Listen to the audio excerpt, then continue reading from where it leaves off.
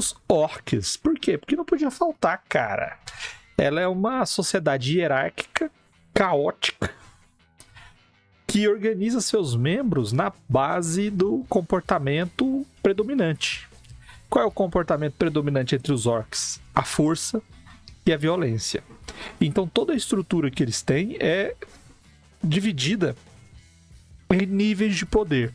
Se você é mais forte, você manda. Se você é mais fraco, você obedece. E assim sucessivamente. Até o ponto em que o líder orc bate no capataz, o capataz bate no soldado, o soldado bate no filhote, o filhote chega em casa e chuta o kobold que tá lá de estimação. Por quê? Porque é assim que funciona. Você não tem uma organização intelectual do processo. Tudo é guiado na capacidade. E aí você vai julgar, poxa, mas os lobos fazem isso e eles são animais, com inteligência diferente, a capacidade de raciocínio limitada, aquele negócio todo, mas o orc é uma criatura com capacidade de inteligência alta, uma capacidade de resolução de problemas. Eles realmente só se baseiam nisso? Sim. Por quê? Porque eles usam a inteligência deles para que fortaleçam suas capacidades, para que eles se tornem mais poderosos individualmente para ter mais poder. Só que os indivíduos se tornando individualmente mais fortes acabam fortalecendo o grupo por causa da competição.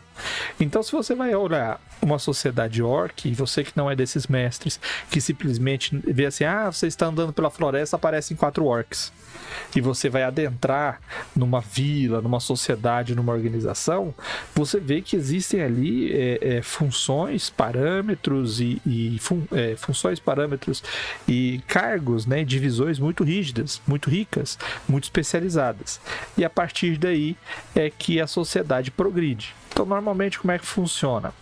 A sociedade orc é baseada em poder, ela é baseada em força e capacidade, porque nem sempre é o mais forte que manda. O mais forte pode ser um líder militar, mas existem também xamãs e curandeiros e outros que não são os mais fortes, mas eles têm capacidades que se destacam, tá? Então você tem, na base da força, você tem um líder. O líder é aquele que deve ser capaz não só de liderar, como de proteger e como subjugar aqueles que o desafiam. A sociedade é baseada em instabilidade, é constantemente instável. Qualquer um pode perder sua função, pode perder seu posto, pode perder sua influência. Por quê? Porque ela é caótica, ou seja, eles não são como os gregários, que eles estão juntos para que os outros não os atinjam. Eles estão juntos para se proteger, sim, mas eles estão juntos para predar, e eles estão ali competindo entre eles lá dentro. A qualquer momento eles podem simplesmente iniciar uma guerra interna por conta de um ou outro interesse, tá? Eles valorizam feitos individuais, ou seja, aquele indivíduo que tem conquistas, aquele indivíduo que consegue realizar uma coisa diferente, ele vai ser valorizado, tal qual os lobos que a gente falou ali, tá? E eles usam esse caos da sociedade até como parte dos seus rituais diários. Eles fazem parte desse ser individual deles, porque se eles agem de maneira que é totalmente previsível, eles acabam se tornando presas fáceis daqueles que são mais fortes que eles. Então o caos, sim, faz parte do cerne mesmo. E aí você pode dividir as castas de maneiras diversas, mas geralmente você tem aí o líder, que é o War Chief, né, o War Boss, o War Mega Orc, que você tem, que é o líderzão, o fortão. Você tem alguns subchefes, os campeões, orcs que são fortes o suficiente para se virar e ganhar certo destaque. Aí eles podem simplesmente ser seguidos por orcs mais fracos que se espelham neles, ou ter influência para liderar outros, tá? Xamãs, alguns feiticeiros ali junto do grupo, que eles dão assistência e não competem diretamente pelo poder, mas acabam estão tendo influência por conta de suas capacidades extraordinárias. Uma grande massa de orcs comuns, tá? Uma grande massa de orcs ordinários, vamos falar assim, e aqueles que são mais fracos, aqueles que são os bucha mesmo, aqueles que são colocados a toda prova e geralmente servem de comida para os mais fortes em momentos mais de necessidade, tá? Solitários, assim. Hã? Em momentos mais solitários. Em momentos mais solitários, exatamente. Então, basicamente essa é a organização de uma sociedade orc, tá? Liderança pode mudar a qualquer hora, cheia de conflitos internos. Basicamente, eles prezam pela sobrevivência, não só a sobrevivência dos perigos externos, mas também dos perigos internos da comunidade. Eles não sabem se vão chegar até o final do dia vivos. E por isso, por essa desorganização organizada, eles são muitas vezes os vilões perfeitos, né, contra os humanos e elfos, que são aqueles que prezam por uma sociedade organizada de alguma maneira. Os humanos pelas leis, pela ordem, os anões também, né, pela ordem, pelas doutrina, né, cultural, e os elfos pelo respeito, por aquela valorização do outro. Os orcs são a negação dessas duas vertentes e por isso eles acabam sendo os bandidos da história. Teve uma polêmica recente em relação à comunidade dos orcs oriunda do Anéis do Poder, né? Da série Anéis do Poder. Sim. Dos mesmos criadores de Não Existe Elfo Preto, surgiu o Não Existe Família Orc. Eles E plantam aí- no chão, né? E aí eles, sei lá, eu não sou muito familiarizado com os contos inacabados e outras coisas, Tolkien, cartas, etc. Mas o pessoal surgiu com as cartas aí, que parece que aparentemente Tolkien respondeu umas cartas na época aí do lançamento dos livros, sei lá. E aí alguém em algum momento perguntou como que os orcs se reproduziam e ele falava assim, tal qual os humanos. Então, meio que selou a ideia, tipo, ele nunca aprofundou muito nessa questão, mas selou a ideia de que existem homens orcs e mulheres orcs, eles transam para fazer bebês orcs. E aí, existe, de certa forma, uma necessidade de que esse bebê orc se torne um adulto orc em algum momento. Então, provavelmente a comunidade cuida dele de certa forma. Então, existe, querendo ou não, uma sociedade orc e que preza pela reprodução de si própria, né? Que preza pela continuidade de si própria.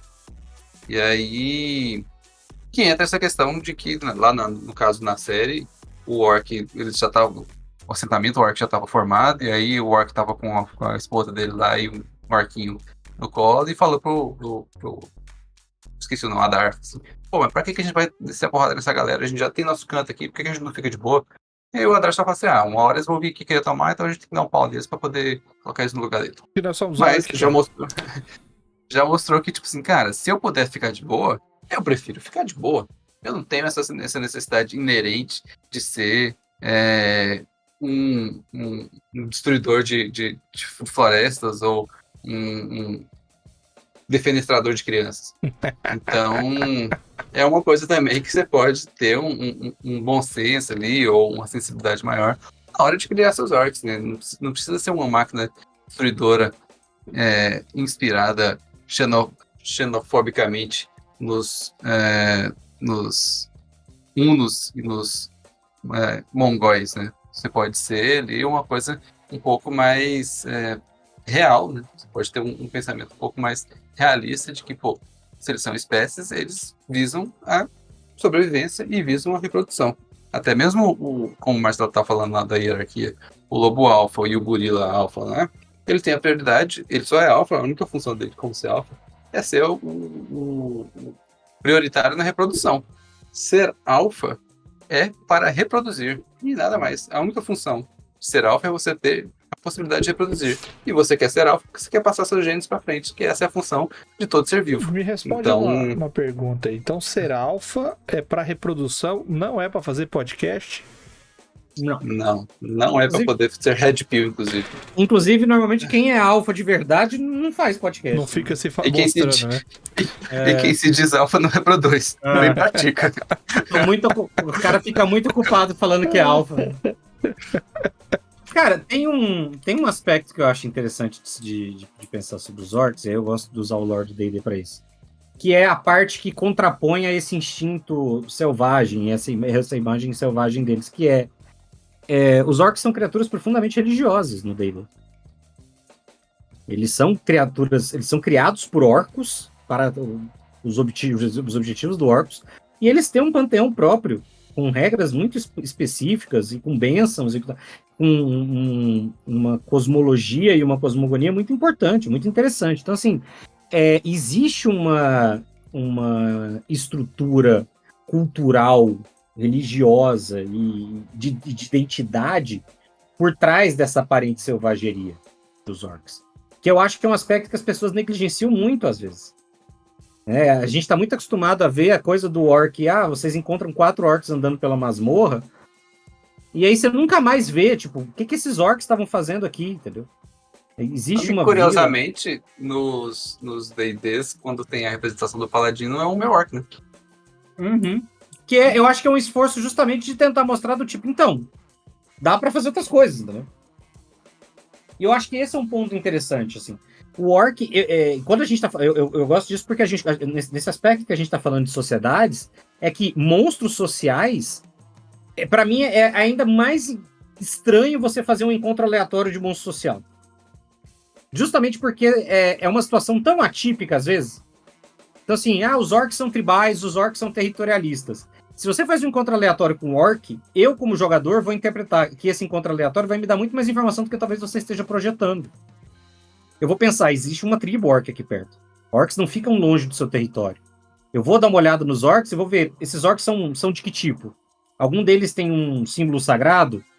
Porque às vezes um deles é um sacerdote ou é um acólito de um dos deuses específicos deles, e aí o que eles estão fazendo aqui não é simplesmente matar, pilhar, destruir. Às vezes eles estão procurando alguém para um culto, às vezes eles estão procurando alguém para um sacrifício. Então, assim, é uma estrutura social tão intrincada que muitas vezes é minorada como uma coisa menor diante da selvageria, diante da capacidade de combate deles, que eu acho que atrapalha o aproveitamento que você pode ter. Os orcs do Senhor dos Anéis são completamente diferentes do orc do D&D. Mesmo eles têm uma carga histórica e tal muito importante. No D&D é ainda mais importante. No D&D existe um lore enorme sobre o panteão orc. E eu acho muito improvável que você, não orc, consiga ter bom acesso a boas informações sobre isso, porque os orcs são uma população de cultura majoritariamente oral. Não é como se tivesse um cara fazendo um grande compilado lá, o grande livro de religião orc, feito pelo senhor orc. Não é uma coisa comum. Então, esse aspecto é um aspecto que, se o seu personagem quiser ter alguma informação sobre isso, ele vai ter que conversar com o orc para saber aquilo. Tá? E eu acho que esse é um ponto interessante. Eu gosto muito do aspecto social dos orcs, mais do que do aspecto de combate, mais do que o aspecto monstruoso deles. E eu acho muito estranho quando alguém faz um uso marginal deles. Então. Tem uma outra. Você falou dos orcs Senhor dos Anéis, dos orcs no D&D, mas tem um outro cenário em que os orcs também, e aí esses são mais sociais ainda, que é Warhammer. Warhammer, os orcs fazem parte do grande grupo dos Greenskins, né, dos Peles Verdes, que a gente já falou sobre eles aqui. E lá eles vivem em uma comunidade que é composta tanto por orcs, quanto por goblins, quanto por squigs, outras raças um pouco diferenciadas lá. E os orcs, eles têm a sua fundação lá da origem deles lá, que eles são extremamente beligerantes e realmente só vivem para se matar e para brigar entre si e brigar com os outros. Por isso eles dependem da existência dos goblins, que são a galera que faz as coisas funcionar na tribo, a galera que faz conserta as coisas, que cria os carros, que constrói as armaduras, o negócio tudo, porque o orc mesmo só quer saber de dar porrada. Os goblins são os que fazem a história girar ali, a comunidade girar. Então eles dependem um do outro, ao qual a gente tinha falado lá no eu social, que o cara nasceu para dar porrada, ele vai dar porrada. O cara nasceu para construir engenhoca, ele vai construir engenhoca. E aí, juntando tudo, a comunidade segue adiante.